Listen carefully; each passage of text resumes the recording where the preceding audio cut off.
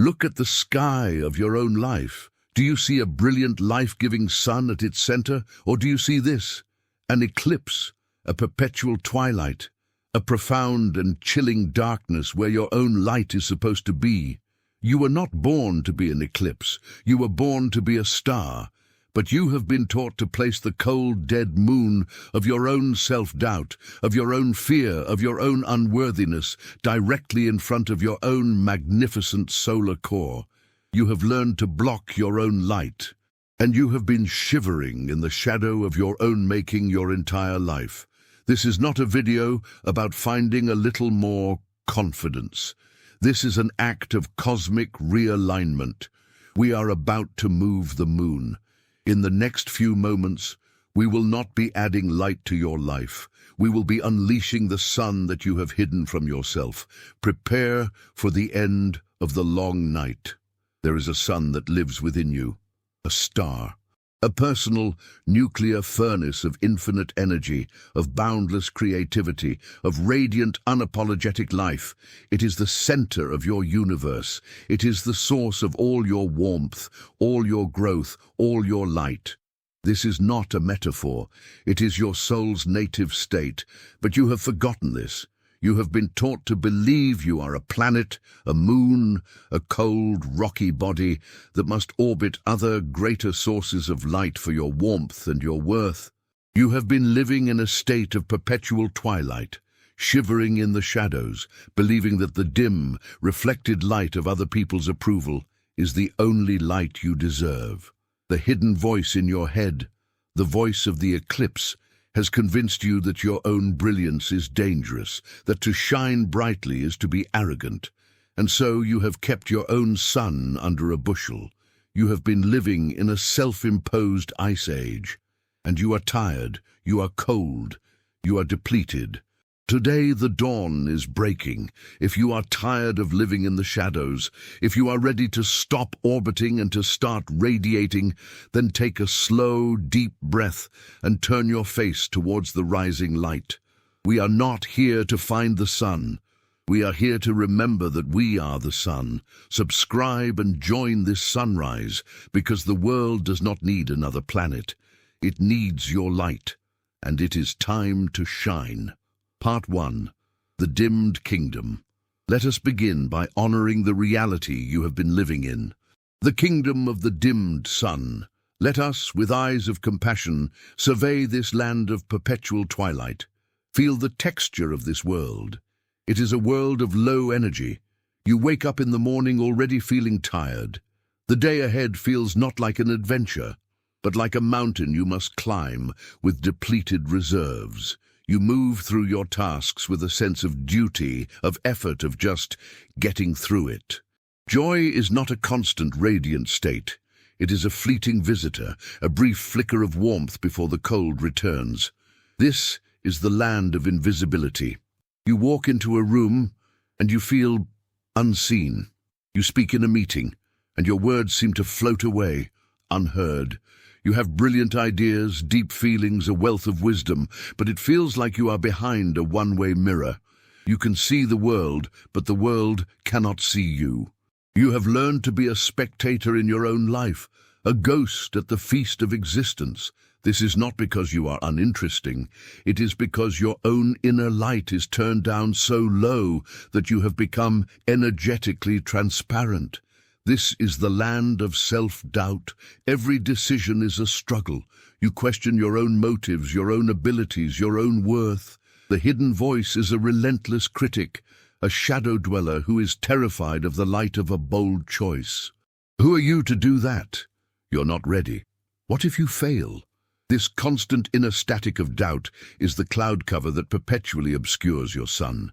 You live in a state of analysis paralysis, never trusting the bright, clear, instantaneous knowing of your own heart. This is the land of reflected light. Because you have forgotten your own inner sun, you have become a moon. You have learned to source your light, your warmth, your sense of self from external sources. You orbit a partner, a boss, a community, a belief system.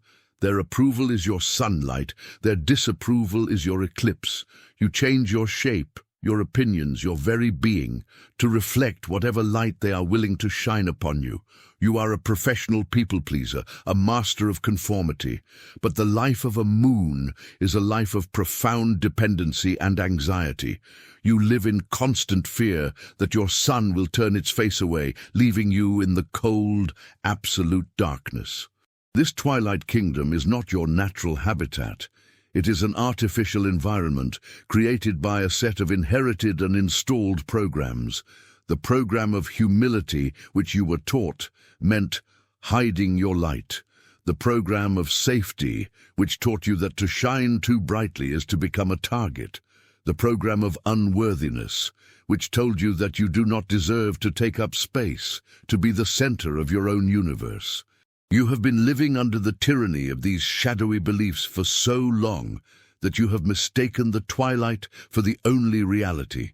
You have forgotten the feeling of the full, noonday sun on your face. You have forgotten the feeling of your own radiant, effortless and life-giving power, the feeling of being depleted, of being invisible, of being full of doubt. That is not a sign of your weakness. It is the cry of your inner sun, suffocating under the thick cloud cover of your own limiting beliefs. It is a star, begging to be born, and the first light of its dawn is the simple, courageous recognition of the darkness you have been living in. Part 2. The Solar King.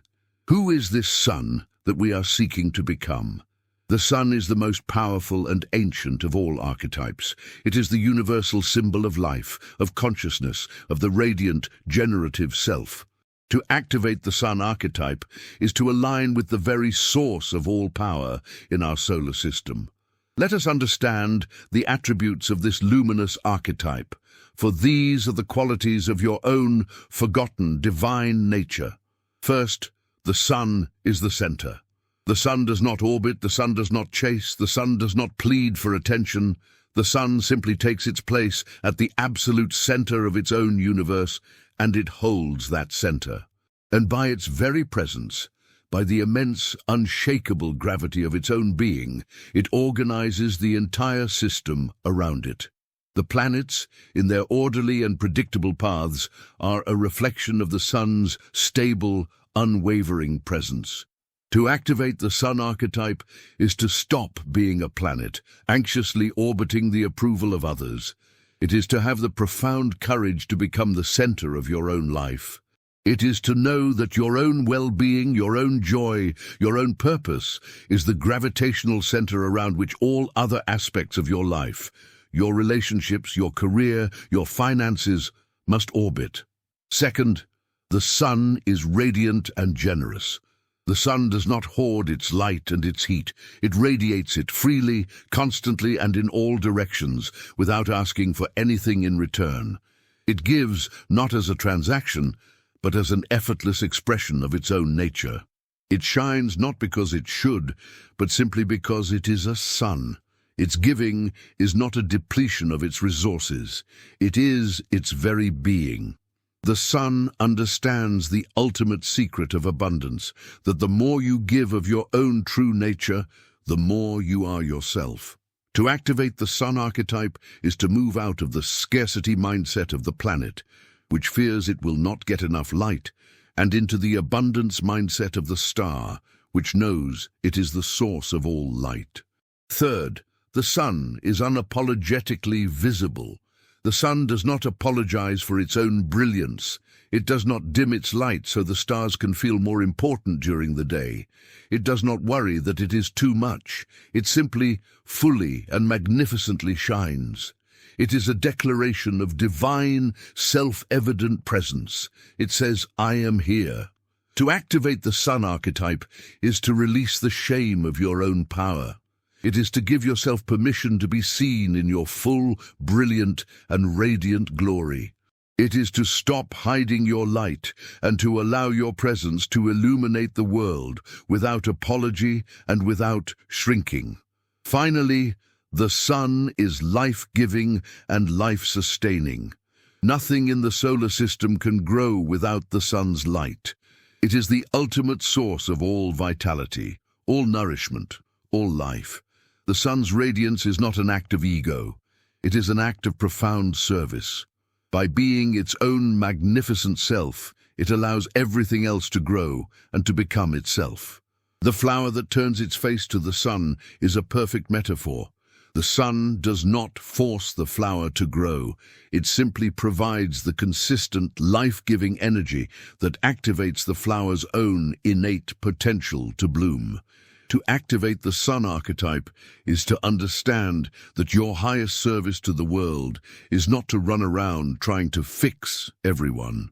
It is to become such a stable, radiant, and life-giving source of your own light that you create an environment in which others can naturally begin to grow and to find their own light, the center, the giver, the visible, the life source. This is the fourfold power of the sun. It is not an arrogant, egoic power. It is the quiet, profound, and generative power of the authentic self. It is the archetype of the one who has stopped seeking the light and has remembered that they are the light. And this is the radiant being that is waiting to be born from the twilight of your own doubt. Part 3. The clouds of the mind. If you are a sun, why do you feel so cold and dark? Why is your light not reaching the world? It is because your sun has been eclipsed. It has been obscured by a thick, persistent, and self-generated cloud cover. These clouds are the thought forms and belief systems of your own mind. Let us, as compassionate meteorologists of the soul, identify the 3 primary cloud formations that are blocking your inner light. Cloud formation number 1, the fog of unworthiness. This is a low-lying, dense, and suffocating fog. It is the oldest and most pervasive of all the clouds. It is the belief, installed so long ago you have forgotten its origin, that you are, at your core, flawed, not good enough, lacking. The fog whispers, "Who are you to shine? You are not as smart, as beautiful, as talented as them. Stay small, stay hidden. If people see your true, flawed self, they will reject you." This fog of unworthiness is the source of your invisibility. It is an energetic cloak that you wear. You dim your own light because you believe that the light itself is flawed. You live in a perpetual state of apology for your own existence. This is the primary cloud that must be dissolved. Cloud formation number 2, the storm of fear. This is a more dramatic and volatile cloud formation. It is the storm of anxiety, of worry, of what if. It is the belief that the world is a dangerous place and that to be visible is to be a target. This storm cloud is formed from the winds of past traumas and future anxieties. The storm whispers, if you shine too brightly, you will be attacked, you will be criticized, you will be envied, you will be brought down. Remember what happened last time you took a risk. It's safer in the shadows. It's safer to be a small, grey rock that no one notices.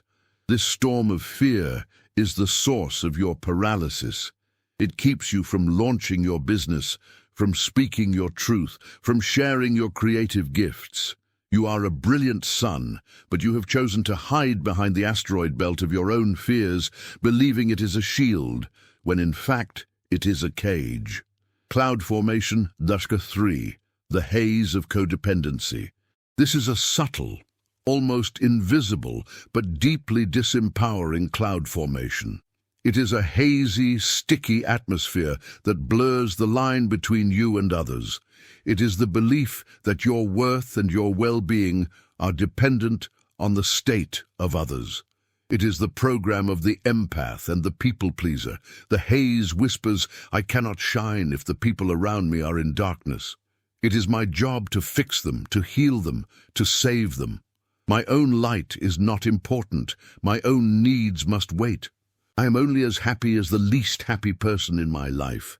This haze of codependency is the source of your depletion. You are a sun, but you have been trying to be a moon to a dozen different planets. You are constantly sending out your life force to try to illuminate their darkness, to try to manage their orbits, and in doing so, you are draining your own core. You are trying to light 1,000 other candles while your own flame is sputtering and dying. the fog of unworthiness. The storm of fear, the haze of codependency. Look at your own inner sky. Do you recognize these weather patterns? These are the clouds that are creating the long, cold winter of your soul. The work of activating the sun archetype is not an act of creating light. The light is already there. It is your eternal nature. The work is an act of spiritual meteorology. It is the work of consciously and deliberately dissolving these clouds, so that the sun that you have always been can finally, once again, shine. Part 4. The solar self in myth and psychology. This idea of the sun as the symbol for the authentic, radiant and divine self is not a poetic invention. It is a universal, archetypal truth, recognized by the deepest psychological and mythological traditions on Earth.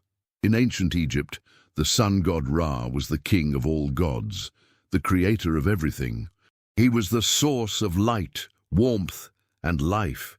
To be aligned with Ra was to be aligned with the divine creative principle of the cosmos.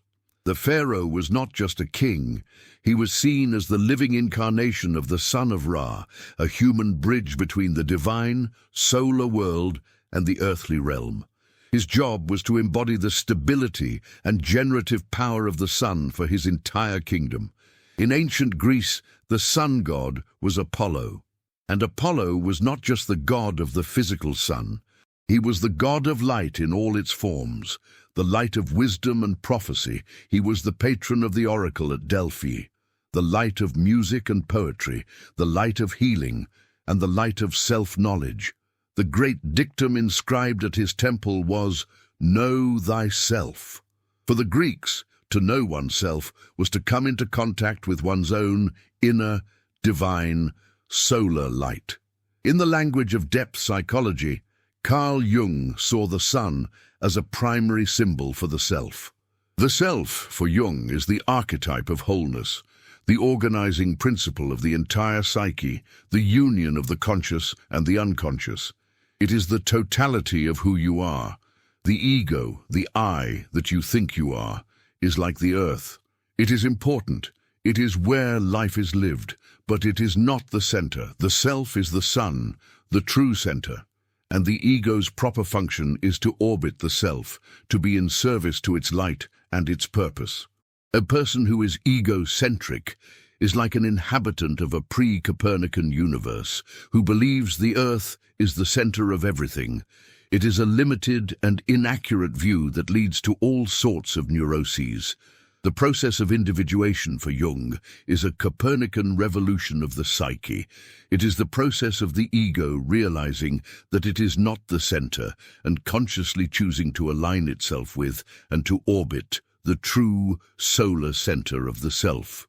The modern spiritual teacher and philosopher Ken Wilber, in his work on integral theory, speaks of this same journey. He describes the evolution of consciousness as a movement from an egocentric perspective. The world revolves around me. To an ethnocentric perspective, the world revolves around my tribe. To a world-centric perspective, I am a citizen of the world. But the final stage is a cosmocentric perspective, where you realize you are not in the cosmos. The cosmos is in you. You are one with the entire radiant display of the universe. You are the eye of the spirit, the sun of consciousness itself. From Ra to Apollo to the Jungian self, the message is the same. There is a radiant, organizing and life-giving center to your being. It is your true nature, and you have been living your life as if you are a cold, dark and distant planet when you were born to be the star. The journey of awakening is the journey of this profound Copernican shift in identity. It is the journey of remembering your own sun-like nature. It is the journey of finally, truly, coming to the center of your own life. Part 5, CTA2, and the first ray, the practice of self-illumination. The sun does not become the sun by waiting for the darkness to grant it permission to shine. The sun becomes the sun by the simple, powerful, and continuous act of radiation. It shines, and in its shining, the darkness vanishes. You cannot think your way into feeling radiant. You cannot wait until you feel confident enough to shine your light. You must begin the practice of shining, even if your light is just a tiny, flickering flame at first. You must begin the act of self-illumination. This is a practice of turning your attention, the beam of your awareness, inward. For too long, you have been a moon, seeking the light of validation from others. Now, you will become a sun, and you will learn to shine the light of your own loving awareness upon yourself. This is the moment of your personal sunrise. It is the choice to stop waiting for warmth from the outside and to start generating it from within. It is a radical act of energetic independence. If you are ready to make this choice, to begin the sacred practice of illuminating yourself, then I invite you to declare it. Click the like button. Let it be the first ray of your own dawn, breaking over the horizon. You are signaling to the universe and to your own soul that you are no longer available for a life lived in the shadows. Now let us engage in this practice. Let's call it the meditation of the inner sunrise. I invite you to find your quiet space, close your eyes, and for a moment just sit in your own inner darkness. Feel the clouds of unworthiness, of fear, of depletion. Do not fight them. Just acknowledge their presence, like the cool, damp, pre-dawn air. Now bring your attention to the very center of your chest, to your heart space, and in that center, I want you to imagine a single, tiny, golden spark. It is very small, very faint, but it is there. This is the spark of your own divine solar essence. It can never be extinguished. Now take a slow, deep breath in, and as you breathe in, imagine you are gathering all of your energy, all of your attention, from the far corners of your mind, and you are bringing it to this tiny spark. You are feeding the spark with your own presence, and as you exhale, I want you to make a soft, audible humming sound, like a deep And as you hum, imagine that tiny spark beginning to glow a little brighter. Feel its warmth beginning to spread, just a little in your chest. Let's do this again. A slow, deep breath in, gathering your energy, feeding the spark, and a long, slow, resonant hum on the exhale, fanning the flame. Feel the glow intensifying. Feel the warmth spreading. One more time, breathe in, gathering all your scattered power, and as you exhale, hum, and imagine this spark now bursting into a small but steady and brilliant flame, a miniature sun, glowing radiantly in the center of your heart. Now just sit with this inner sun. Feel its warmth, feel its light. It is not a harsh or aggressive light. It is a gentle, loving, golden radiance. And it is coming from you. You are not receiving it. You are generating it. Now let this light begin to expand. With each breath, allow this golden, loving, solar light to fill your entire torso, dissolving any knots of anxiety in your belly, any tightness in your chest. Let it flow down your legs, down to your feet, filling every cell with its vibrant, life-giving energy. Let it flow up into your shoulders, your neck, your head, dissolving the clouds of worry and doubt in your mind. Let it flow down your arms and out through your hands. Your entire body is now a vessel of this soft, golden light. You are not just a body, you are a star, contained in a human form. You are luminous, you are radiant. This is not a visualization, it is an activation. You are using your focused attention and your breath to awaken a dormant energetic reality within your own biology. This is your inner sun, and it is always here, beneath the clouds. Practice this every morning. Before you look at your phone, before you engage with the world, take 5 minutes to light your own sun. Start your day from a place of inner radiance, not inner lack, and you will begin to notice a profound shift. The outer world, the great mirror, which has been reflecting your own twilight back to you, will begin to reflect your own new rising dawn. Part 6. Radiating your light. The sun, once lit, does not keep its light to itself. The very nature of a sun is to radiate, to give, to illuminate. The next stage of activating the sun archetype is to learn to consciously and generously radiate your own inner light out into your world. This is where we overcome the great fear, the great program that has kept you small, the fear of being too much, the fear that to shine is to be arrogant. Let us be clear. The radiance of the true solar self is not the arrogance of the ego. The ego's shine is a performance. It's a desperate look at me. It needs an audience. It needs applause. It's a black hole trying to suck in the light of others' attention. The radiance of the sun, of the self, is the opposite. It is an effortless overflow. It is a quiet, steady, and unconditional giving, without any need for a response. The sun shines on the saint and the sinner alike. It does not care if you notice it. It does not care if you thank it. It shines because that is its nature. To radiate your light is not to become loud or boastful or the center of attention in an egoic way. It is to learn to walk through the world with your inner sun turned on and to allow that warmth and light to touch everything and everyone you encounter. How do you do this in practice? You do it with your gaze. As we practiced with the Queen archetype, your gaze is a projector of energy. When you look at another person, you can choose to look at them through the eyes of the ego, which is sizing them up, judging them, comparing them. Or you can choose to look at them through the eyes of your inner sun. This means you are consciously choosing to shine your light upon them. You are looking past their mask, past their personality, and you are seeing the light in them. You are blessing them with your gaze. This is a silent, powerful, and profoundly healing act. You do it with your words. Your words can be the cold, sharp instruments of the ego's judgment, or they can be rays of sunlight. To speak from the sun is to speak words of genuine appreciation, of encouragement, of truth spoken with love. A simple, heartfelt thank you, or I see the good work you are doing, or you have a beautiful light. These are not just compliments. They are transmissions of life-giving energy. They are acts of solar generosity. You do it with your presence. When you listen to someone, are you really listening? Or are you just waiting for your turn to speak, your mind busy formulating its own response?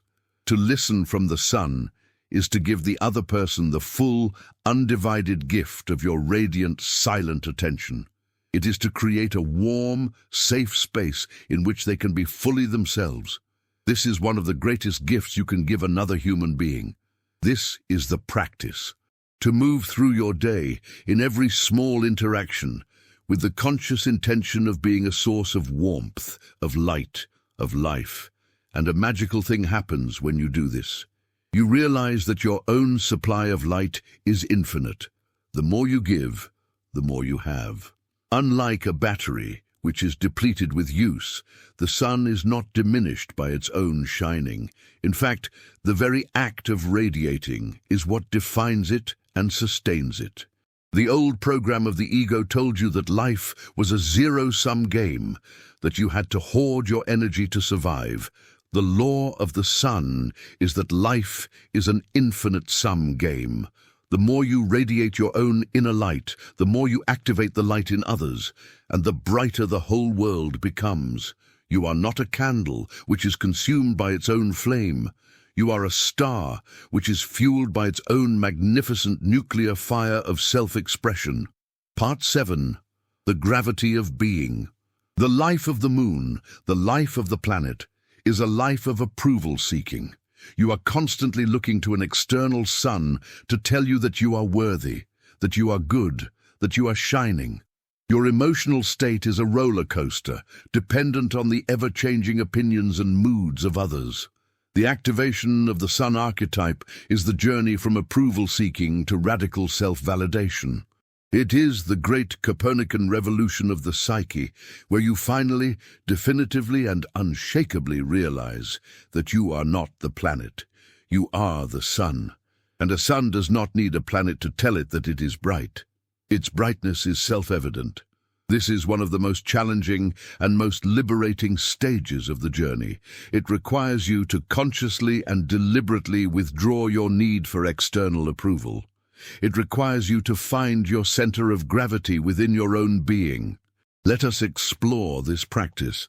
The first step is to become exquisitely aware of the approval-seeking mechanism within you. It is a subtle and insidious program. Watch it in action. You post something on social media, and you find yourself checking for likes every 5 minutes. That is the moon, checking to see if the sun is shining on it. You have a conversation, and you walk away replaying it in your mind, worrying if you said the right thing, if they liked you. That is the moon, anxious about its reflection. You make a decision, and your first impulse is to ask someone, "Was that the right choice?" That is the moon, asking a planet for directions.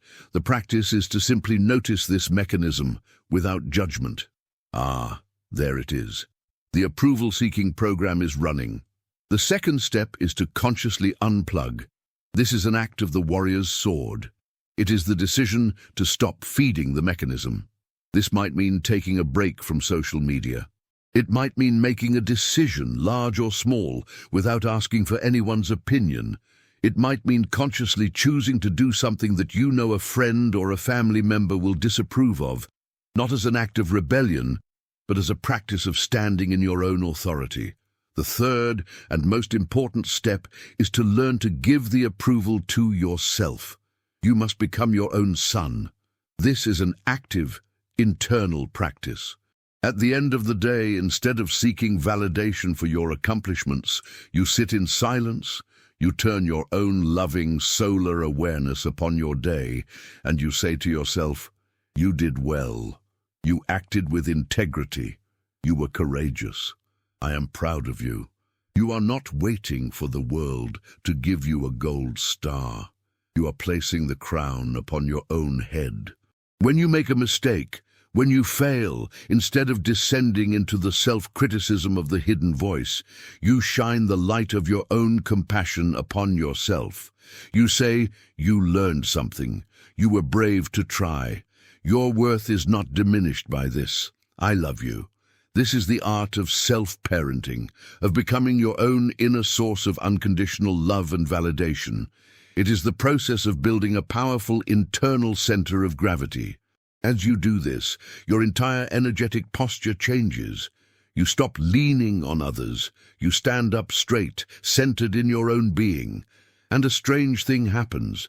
Because you no longer need the approval of others, you begin to receive more of it than ever before. People are not magnetically drawn to neediness. They are magnetically drawn to wholeness. They are drawn to the quiet, unshakable confidence of the sun. Your confidence is no longer a fragile, egoic performance. It is the quiet, profound, and deeply attractive gravity of a being who knows its own center and who has finally, blessedly, stopped asking the planets for permission to be a star. Part 8. The Shadow of the Sun. Every archetype of great light casts a great shadow, and we must, with courage and wisdom, face the shadows of the sun archetype. For to be possessed by the sun's shadow is to become not a life-giver, but a life-destroyer. Like the emperor, the sun has a bipolar shadow. At one pole is the tyrant sun. This is the active, aggressive shadow. This is the sun that has forgotten its own generosity. It is the sun of the scorching, life-killing desert. The tyrant sun is the archetype of the raging, narcissistic ego. This is the person who believes they are the center of the universe, not in a mystical, unified sense, but in a purely selfish, egoic one. They demand that all others orbit them. They are the energy vampire in its most powerful form. They do not just reflect light, they consume it. Their shine is a performance of grandiose self-importance. They are the star of every show, and they cannot tolerate any other light in their presence. They are the leader who demands absolute loyalty and punishes all dissent. They are the guru who is intoxicated with their own power. This is the shadow you risk falling into if you grasp the sun archetype with your ego. If you use this knowledge to inflate your sense of specialness, to feel superior to others, you have not become the sun. You have become a black hole, cloaked in the illusion of light. The true sun gives, unconditionally. The tyrant sun demands, endlessly. At the other pole is the fallen sun, or the black sun. This is the passive, depressive shadow. This is the sun that has forgotten how to shine. It has collapsed in on itself under the weight of its own immense, unrealized potential.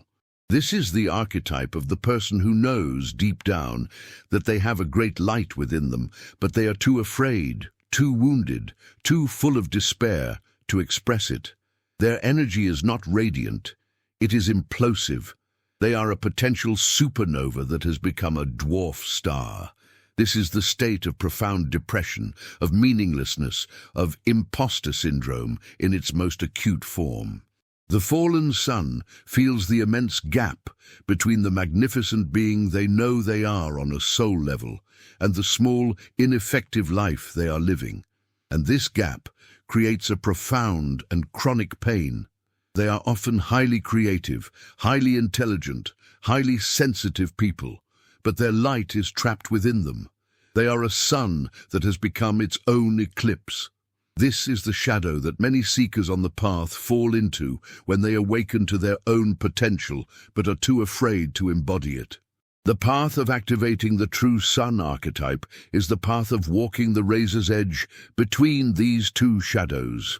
It is the path of learning to shine your light with full, unapologetic power, avoiding the fallen sun shadow, but to do so with a spirit of profound generosity, humility, and service, avoiding the tyrant sun shadow. The true sun knows that it is the center, but it also knows that it is nothing without its planets. It knows that its purpose is not its own glory, but the flourishing of the entire system. It is a power that is inextricably linked with love, a confidence that is rooted in compassion, a radiance that is an act of grace. This is the balanced, integrated, and life-giving light that you are here to become. Part 9. The Symphony of a Solar System. As you stabilize in this new identity, as you learn to shine your own inner sun consistently and benevolently, a final and beautiful transformation occurs. You begin to realize that you are not the only sun in the universe. The journey of the moon is to realize it is a sun, but the journey of the sun is to realize it is part of a galaxy. In the beginning of your awakening, you may have felt a sense of separation, even of superiority. You were the one who was awake while everyone else was asleep. This is a necessary but immature stage of the solar journey. It is the tyrant sun, feeling its own new light. But as you mature, as you move from the tyrant to the sovereign sun, you begin to look out at the world with new eyes, and you begin to see the sun in everyone. You see the dormant, sleeping, or flickering star at the heart of every single person you meet, no matter how obscured it is by the clouds of their own fear and conditioning. And your relationship with others changes from one of hierarchy to one of resonance. You are no longer a sun trying to enlighten a bunch of dark planets. You are a star in a galaxy of other stars, and your job is simply to shine your own unique light as clearly as possible. And in doing so, you create a resonant field that helps the other stars to remember their own light. This is the shift from a solar system model, where you are the single center, to a galaxy model, where you are a vital and interconnected part of a vast, luminous and co-creative whole. You find your soul family, you find the other suns who are vibrating at a similar frequency, and when you come together, your combined light is not just additive, it is exponential. You create a constellation, a new, powerful geometric pattern of light in the collective consciousness. This is the power of a conscious community, of a sangha, of a sacred circle. It is a gathering of suns who have come together to amplify their light and to hold a space for the awakening of the world. You learn the art of resonant leadership. A solar leader does not lead by command and control. They lead by example, by radiance. They are so on fire with their own purpose, so full of their own light, that others are naturally inspired to follow, not to become like them, but to find their own inner fire. And you find a new kind of joy, the joy of co-creation. You realize that your mission is not a solo mission, it is a group project. And the joy comes not just from shining your own light, but from seeing your light inspire and awaken the light in another, and then seeing their light reflect back and amplify your own. It is the joy of the symphony, of the cosmic dance. The ultimate purpose of becoming a sun is not to be the only light in the sky. It is to take your place in the magnificent, ever-expanding, and infinitely beautiful galaxy of awakened souls, and to contribute your own unique, irreplaceable, and divine note to the music of creation. Part 10. The light was never yours. And so we come to the final dawn, the final, blinding, and most humbling of all revelations. We began this journey in the cold and the dark, seeking to light our own inner sun. We have learned to embody its radiance, to claim its centrality, to shine its light with generosity and power. We have identified ourselves with this magnificent solar self, but the final epiphany, the one that dissolves the last and most subtle form of the spiritual ego, is this: the light you have been shining was never yours. The sun that you have activated within you is not your personal private sun. It is the sun. It is the one universal undivided light of the one consciousness, the one I am, shining through a temporary localized aperture called you. You are not the source of the light. You are a window through which the one light shines. The entire journey of becoming a sun was the journey of cleaning your own window. You have been wiping away the dust of your unworthiness, the grime of your fear, the smudges of your conditioning, so that the one ever-present universal sunlight could shine through you more clearly, more brightly, more purely. This is the ultimate act of humility and the ultimate act of empowerment. It is humbling because it dissolves the last vestiges of the ego's claim to specialness. I did not become enlightened. I did not achieve radiance. The I that you thought you were simply got out of the way so that the light, which has always been, could shine through. And it is empowering because it means you no longer have to do anything. You no longer have to try to shine. You no longer have to maintain your high vibration. Your only work is to continue to keep the window clean. Your only work is to continue to say yes to the light that is forever pouring through you. Your only work is to get out of your own way. The pressure is off. You are not responsible for generating the light of the universe. You are simply a beloved and chosen prism, whose sacred function is to receive the one, pure, white light of source, and to refract it into your own unique and beautiful spectrum of colors for the world. Your personality, your gifts, your very life, that is your unique spectrum. That is your irreplaceable contribution. In this final knowing, you are both nothing and everything. You are nothing, for the separate you has been revealed as an illusion, and you are everything, for the light that shines through you is the very light that animates all of creation. You are not the sun. You are a sunbeam. And you are the sun. You are the wave, and you are the ocean. You are the light, and you are the one who is dreaming the light. And in this, there is only peace, a peace that is as bright, as warm, and as boundless as the sun itself. The sun has risen, not in the sky, but in your own heart. Your only purpose was ever to shine. If this journey has helped you to remember your own light, subscribe and continue to radiate this truth into the world with us. The twilight is over, the great morning has come, and your light is needed now more than ever. Shine on.